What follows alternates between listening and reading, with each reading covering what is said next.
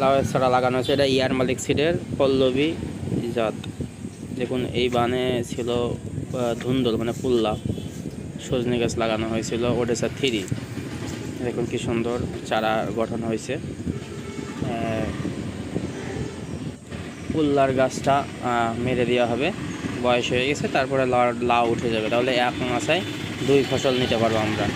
এই যে ওডেসা 3 সেই গাছটা, একটা না বেশ করে ওডেসা 3 কম লাগাইছিলাম সজনা। দেখুন কি সুন্দর হয়েছে। পুল্লা হারভেস্টিং হচ্ছে, অল্প কিছু পুল্লা হয়, 10 কেজি এরকম পুল্লা হয়। পুল্লার দাম ভালো এখন, 35, 40, 50 টাকা কেজি। দেখুন এই যে পুল্লা নিয়ে যাচ্ছে, দেখুন এটা কিছু কিছু বেগুন আর কিছু কাঁকরোল হয়েছিল খাওয়ার জন্য। দেখুন কি সুন্দর পুল্লা, অসাধারণ।